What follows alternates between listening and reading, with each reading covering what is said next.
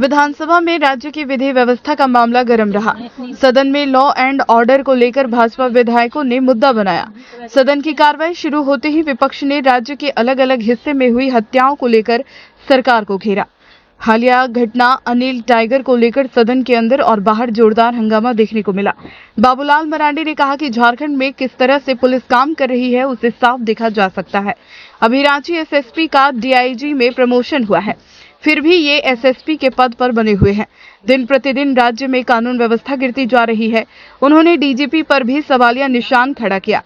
मुख्यमंत्री को इन सारी चीजों को देखना चाहिए ताकि प्रॉपर काम हो सके, कानून व्यवस्था ठीक हो सके। जब तक सरकार इन व्यवस्थाओं को ठीक नहीं करेगी, वसूली बंद नहीं करवाएगी, तो यह अपराध कभी रुकेगा नहीं, चाहे कोयला कारोबार हो, जमीन कारोबारी हो या राज्य के आम लोग हो। देखिए, सबसे पहले तो आज की बंदी में लोगों ने जो सहयोग किया, मैं उन सब लोगों को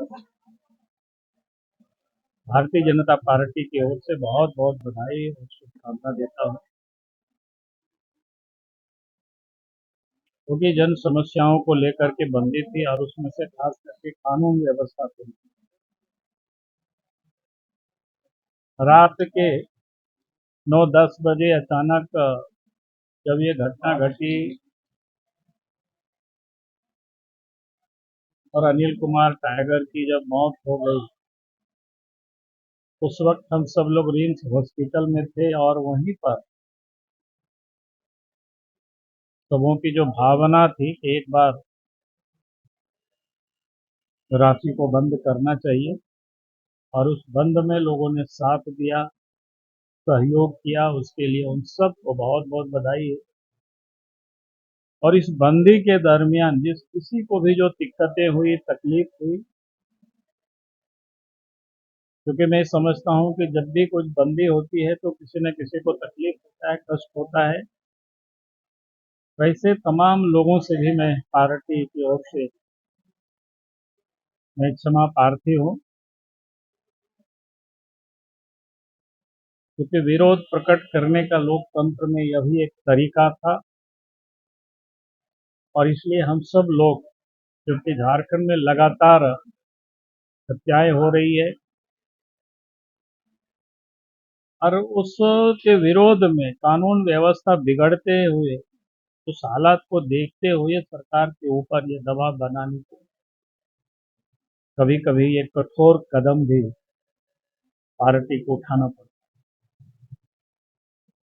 और आज उसी के तहत ही बंद है। लेकिन मैं कहूंगा कि राज्य में जिस प्रकार से जो कानून व्यवस्था बिगड़ी हुई, और इस कारण से आए दिन घटनाएं घट, हत्या, चोरी, डकैती, अपहरण, ये खुलेआम है। वजह क्या मानते हैं? और उसकी वजह मैंने पहले भी कहा है कि अब झारखंड राज्य में अगर आप देखें पुलिस व्यवस्था किस प्रकार से, झारखंड में एक पुलिस डीजीपी है, अब उन्हें वही डीजीपी के ऊपर सीआईडी के भी डीजी है, एसीबी के भी डीजी है, और घोषित रूप से स्पेशल ब्रांच के भी वो काम देख रहे हैं। और रांची जिला के जो आज सीनियर एसपी है, डीआईजी में उनका प्रमोशन हुआ, लेकिन एसपी के प्रभार में भी वही। तो झारखंड में किस प्रकार से पुलिस व्यवस्था काम कर रही है, इससे आप समझ सकते हैं। जहां एक ही डीजीपी के हाथों इतनी सारे विभाग आखिर हेमंत सोरेन ने क्यों दे रखे, और जब किसी एक व्यक्ति के पास इतनी सारे विभागें होंगे तो फिर पुलिसिया काम छोड़ करके बाकी और कामों में आदमी का ध्यान रहना। और सर्वत्र चर्चा होती है कि आखिर किस कारण से, क्यों इनको इतना आधारी पद में बना करके रखा है। तो इसका भी चर्चा क्या होता है कि जगह जगह पर क्या सच है ये तो कहना बहुत मुश्किल है। लोग बोलते थाना को भी टारगेट फिक्स किया गया है कि उनको कितनी रुपया जमा करना है प्रत्येक महीना, और जहां इस प्रकार की टारगेट अगर फिक्स रहेगा थाना को, तो फिर थानेदार पैसे ही वसूलेगा, अपराधियों को पकड़ेगा नहीं। बल्कि यहां तक कहीं कहीं से जानकारियां मिलती है कि अपराधियों से भी सरकार के बैठे हुए लोग पैसे वसूलते हैं, वरीय पदाधिकारी। तो फिर अपराध कभी रुक नहीं सकता। और इसीलिए आप सब ये जानना चाहते हैं कि इसके लिए कारण क्या है, तो कारण यही है। और इसी कारण से दिनों दिन राज्य में कानून व्यवस्था बिगड़ती है।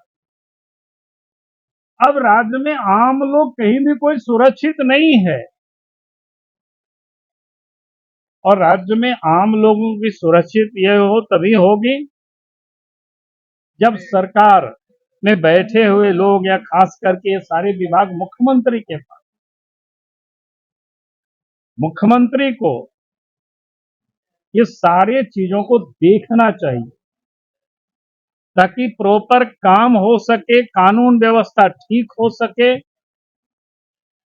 और जब तक सरकार इन सारे व्यवस्थाओं को ठीक नहीं करेगी, वसूली नहीं बंद करेगी, तो यह अपराध कभी रुकेगा नहीं।